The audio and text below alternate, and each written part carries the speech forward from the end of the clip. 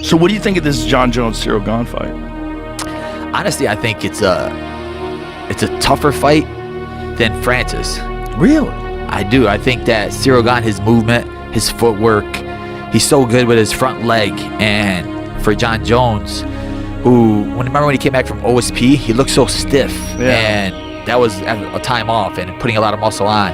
He just looked like a slower version of himself. So now this time, it's a longer time off, and you're coming back with way more weight on, and you're going against one of like the faster heavyweights and the more smoother heavyweights instead of Ngannou, where he lands that hard punch. I can do it, but I can just shoot under that hard punch. Ciryl Gane, you have to watch the kicks, watch the footwork, cut him off. Yeah. The thing is that Ciryl Gane was out-grappled by Francis when Francis had a bad knee.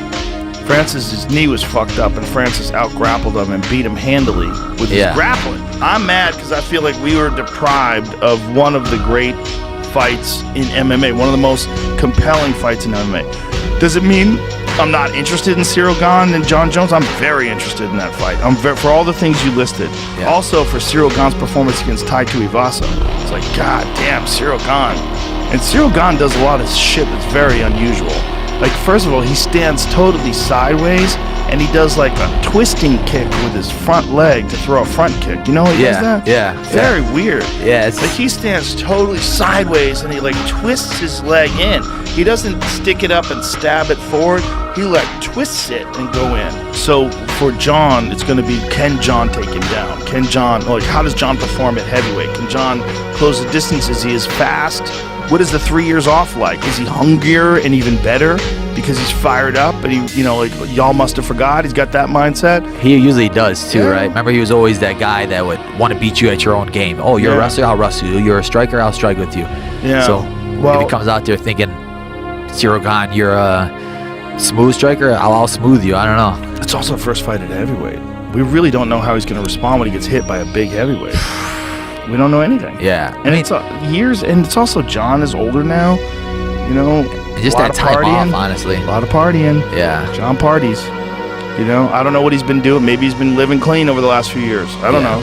I know. I saw him with Cejudo now, and maybe that Cejudo mindset will help him too. So I like that. I like Cejudo's mindset, and I like that fight ready camp. I think what Henry brings to the table is very unique. His mindset is really incredible, and I talked to Mighty Mouse about it. I had Mighty Mouse on, and Demetrius was saying that he's so meticulous in his training and how he prepares and plans for things. Yeah, everything is very, very focused.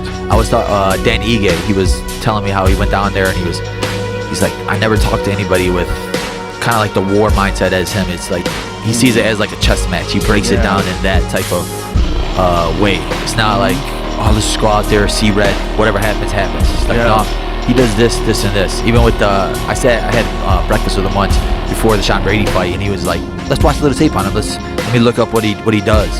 And just like watching one tape of Sean Brady, he stands like this. I think you should do this. This low kick will be perfect right here. But just seeing how he breaks down, how he talks to people, it just tells me that being a coach and being at his gym, he'll get deeper and deeper and deeper into those little aspects of the fight that a lot of people don't really care about or look at. I know a lot of fighters that they'll never even watch tape of somebody they're gonna fight. They're just going there with the mindset of, if I'm in shape and I'm at my best, I'm gonna win. Yeah, I think he's one of the great coaches out there. I think Firas Zahabi's probably, he's one of my all-time favorites, if not my favorite. But I think there's just a few guys like that, like Henry Cejudo, that are just they're next-level coaches. They just have this mindset. That's the most important thing, I feel like. It's not all about toughness. And I've had coaches that are telling me, this guy never fought before. Why are you going to think that he's a good coach? But you don't need to be a fighter or that. Some people are just better at understanding and breaking down fights in general than having to go in there and fight. Is Jon in Phoenix now? Is he training down there? He was, I know he was down there. He said he was down there for visiting. Because he was with Jackson Winklejohn. Yeah. They had a falling out, so he left. And then I think he was doing stuff out of his garage, but then now he was down with Cejudo, training down there with them now too. I'm not sure if he's doing his full camp there, but I know he was doing some stuff there. One thing he's done right is put that weight on slowly. Yeah. That's the one thing he's done right, because he's got accustomed to being 255 pounds and walking around real big and heavy. And he looks real big and heavy. He looks like a heavyweight. He doesn't look like a light heavyweight that gained weight. Yeah. He looks like a fucking heavyweight. And I'm wondering who he's sparring with. Because, you know, there's this, being in the gym and being who you are, Jon Jones, you know, there's people like want to see how he is. There's a million people trying to get an inside scoop of, no, how does he look? How does he look? And we really haven't heard anything like that from any of the little birds on somebody's shoulder or something like that. So I'm wondering if he's actually sparring with anybody, training with anybody, or if he just has that much loyal teammates that are not going to say a word about it until he wants to. I don't know. It's a good question, because if he's going to fight a guy like Ciryl Gane, he really wants to get some movement, some really top flight kickboxers. So, like, who does he have that he can work with like that? You know, you really want...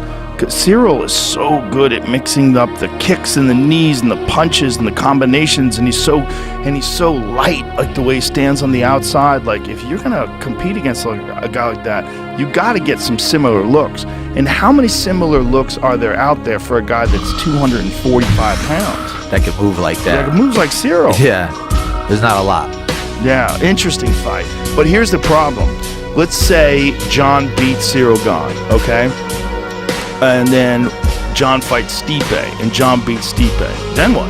So if Jon gets a few fights at heavyweight, if he gets Ciryl Gane, if he beats him, that's an if.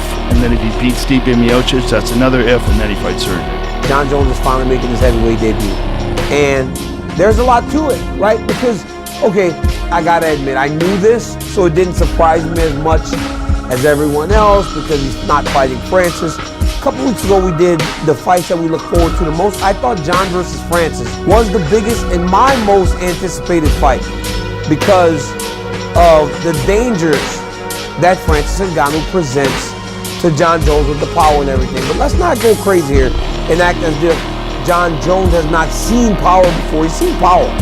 Nothing like the power of Ngannou. But I believe that what he has now may be a more difficult style matchup in Ciryl Gane. Hate that Francis is gone. Love that Jones is at heavyweight. Love that it's against Ciryl Gane also. Hate that Stipe Miocic has somehow gotten lost in the whole mix of all this. Jones still holds some advantages though. I think his fight IQ is unmatched. I think his preparation is going to be really, really high level, especially seeing that he's working with Henry Cejudo. Because, like I've said time and time again, for everything you may think of Cejudo, he's a brilliant fight mind. He's a brilliant competitive mind. There aren't many people like Henry Cejudo in the history of sports.